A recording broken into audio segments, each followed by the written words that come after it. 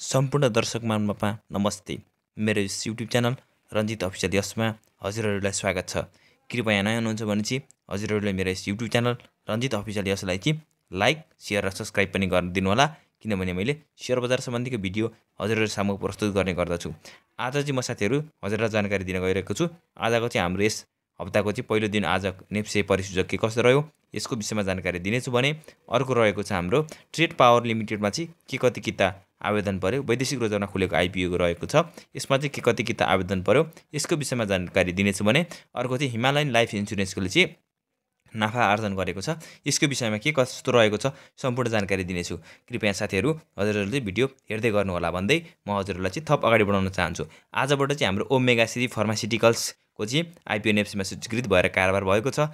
साथीहरूले चाहिँ सोधिरहनु भएको थियो यसको चाहिँ हामीले कतिसम्म होल्ड गर्न सकिन्छ भन्दा यसको चाहिँ हजुरहरूले चाहिँ लामै समयसम्म होल्ड गरिदिनु रहँदा राम्रो हुन्छ।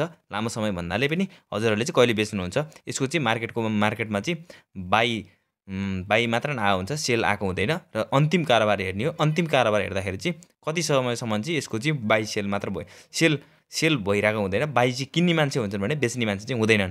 त्यस्तो अवस्थामा चाहिँ हजुरहरूले चाहिँ बेच्नु होला। मेरो विचारमा चाहिँ के लाग्छ भने ठ्याक्कै मेरो विचारको कुरा गरिरहेको छु, ठ्याक्कै त्यति त नपुग्न सक्छ। त्यही पनि मेरो विचारमा चाहिँ के कति लाग्छ भन्दा लगभग 1500-1600को हाराहारीमा पुग्ने चान्स म देख्छु। हजुरहरूले चाहिँ होल्ड गर्नु हुँदै राम्रो हुने देख्छु। अब आजको चाहिँ पहिलो साताको कारोबारको नेप्सी परिसूचक घटेर बन्द भएको छ।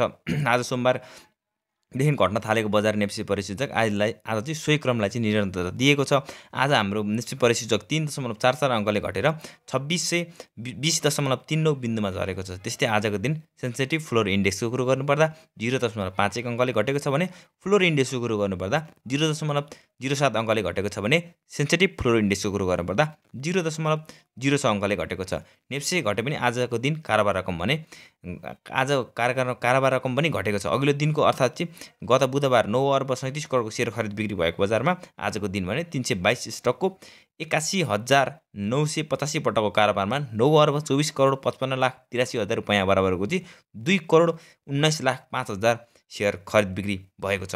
आज चाहिँ तीनवटा स्टकको सकारात्मक सर्किट लेभलमा कारोबार भएको छ। आजको दिन चाहिँ Nepal micro insurance, crest micro life insurance र ओमेगा श्री फार्मास्युटिकल्स जुन आज मात्र भर्खर आइपिओ चाहिँ लिस्टेड भएको छ, सेयरमा चाहिँ सकारात्मक सर्किट लेभलमा कारोबार भएको भने नेपाल माइक्रो लाइफ इन्सुरेन्स र क्रेस्ट माइक्रो लाइफ इन्सुरेन्सको सेयरमा चाहिँ नेप्सीमा चाहिँ सूचीकृत भए दिनदेखि चाहिँ सकारात्मक सर्किट लेभलमा कारोबार भइरहेको छ भने ओमेगा श्री फार्मास्युटिकल्स चाहिँ मात्र आजदेखि चाहिँ नेप्सीमा चाहिँ कारोबार भएको छ। त्यस्तै आजको दिनको कुरा गर्नुपर्दा upper Solu hydro power electronic company पनि सेयर मूल्य 9.5% भन्दा बढीले बढेको छ भने कारोबारमा आएको दिन विन नेपाल लघुवित्त वित्तीय संस्थाको सेयर मूल्य भने आजको दिन 10%ले घटेको छ। कारोबारको रकमको आधारमा आजको कुरो गर्नुपर्दा कारोबारको रकमको आधारमा आजको दिन सान्म्या माई हाइड्रो पावर शीर्ष स्थानमा रहेको छ भने सो कम्पनीको चाहिँ 60 करोड 48 लाख रुपैयाँ बराबरको सेयर खरिद बिक्री भएको छ। त्यस्तै आजको दिन ह्याङदी ग्रुप पावरको चाहिँ 55 करोडभन्दा बढीको सेयर खरिद बिक्री भएको छ भने राधि जलविद्युत आयोजना कम्पनीको चाहिँ 51 करोडको सेयर खरिद बिक्री भएको छ। आज चाहिँ 13वटा उपसमूह मध्ये 5वटा उपसमूहको परिसूचक बढेको छ भने 8वटा उपसमूहको परिसूचक घटेको छ। बैंक, विकास बैंक, होटल तथा पर्यटन, उत्पादन तथा प्रशोधन, निर्जीवन बिमा कम्पनी परिसूचक सामान्य अङ्कले बढेको छ भने कारोबारमा आएको वित्तीय उपसमूहको परिसूचक भने आज चाहिँ 1.30%ले घटेको छ। आजको चाहिँ हाम्रो नेप्से परिसूचक के कस्तो रह्यो यसको विषयमा मैले सम्पूर्ण जानकारी दिएँ भने अर्को चाहिँ रहेको छ ट्रेड टावर लिमिटेडको चाहिँ वैदेशिक रोजगारमा रहेको नेपालीहरूलाई चाहिँ आइपिओ बिक्री खुला गरेको थियो। यसमा चाहिँ के कति किता आवेदन पर्यो र हजुरहरूलाई चाहिँ पर्ने चान्स के कति रहेको छ यसको विषयमा सम्पूर्ण स्पष्ट जानकारी दिनेछु। कृपया साथीहरू हजुरहरूले चाहिँ हेर्दै गर्नुहोला।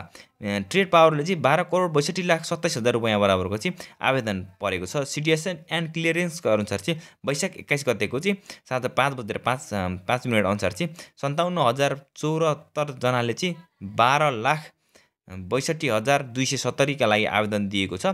यसको हिसाबले हेर्ने हो भने चाहिँ 57,054 जनाले चाहिँ यसमा चाहिँ 12,62,000 किता आइपिओ दिएको छन् भने यसको चाहिँ मागभन्दा चाहिँ 3.17 गुणा बढी आवेदन हो भने कम्पनीले चाहिँ वैशाख 8 गतेदेखि पहिलो चरणमा रहेको सबैभन्दा सुरुमा चाहिँ पहिलो चरणमा आइपिओ खुल्नेछ भने त्यस पछाडि चाहिँ सर्वसाधारणलाई आइपिओ खुल्ला हुनेछ।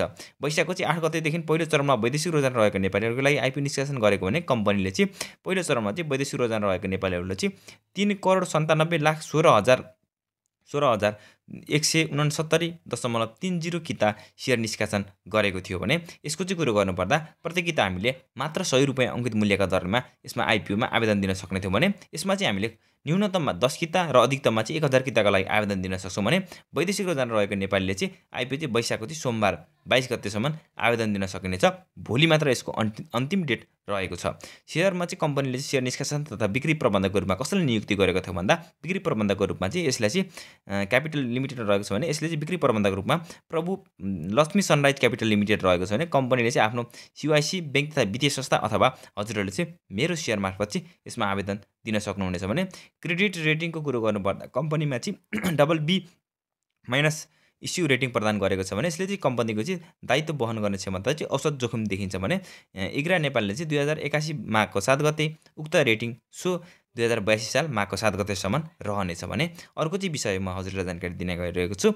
हिमालयन लाइफ इन्सुरेन्स कम्पनीले चाहिँ 2081-82 को तेस्रो त्रैमासिक आफ्नो वित्तीय विवरण सार्वजनिक गरेको छ भने जसअनुसार चाहिँ कम्पनीले चाहिँ आफ्नो प्रमुख सूचकहरू सकारात्मक वृद्धि हासिल गरेको छ भने यसले चाहिँ वित्तीय स्तर उन्नति र दीर्घकालीन सुदृढीकरण गरेको छ भने यसको चाहिँ सेयर पुँजीको कुरो गर्नुपर्दाखेरि चाहिँ यसको चाहिँ बिमा कोष कस्तो रहेको छ, यसको चाहिँ हरेक कम्पनीको के कस्तो रहेको छ सम्पूर्ण जानकारी दिनेछु कृपया साथीहरू हजुरहरूले चाहिँ हेर्दै गर्नुहोला। सेयर पुँजी र बिमा कोषको चाहिँ मजबुतको आधार रहेको छ हिमालयन लाइफ इन्सुरेन्सको भने समीक्षा आधारमा कम्पनीको चाहिँ सेयर पुँजीको कुरो गर्नुपर्दा 9 अर्ब 14 करोड रुपैयाँ पुगेको छ भने यसले चाहिँ अबाधिक कम्पनीको जीवन बिमा कोषमा चाहिँ 73 अर्ब 77 करोड रुपैयाँ पुगेको छ भने जुन अघिल्लो वर्षको तुलनामा उल्लेखनीय वृद्धि हो भने माध्यमिक कोषमा चाहिँ यसको चाहिँ महाविपत्ति कोषमा चाहिँ 47 करोड रुपैयाँ नागेको छ भने जबकि अघिल्लो वर्षमा चाहिँ सोहीमा चाहिँ 43 करोड 48 लाख रुपैयाँ सीमित थियो भने यसको चाहिँ रेटिङ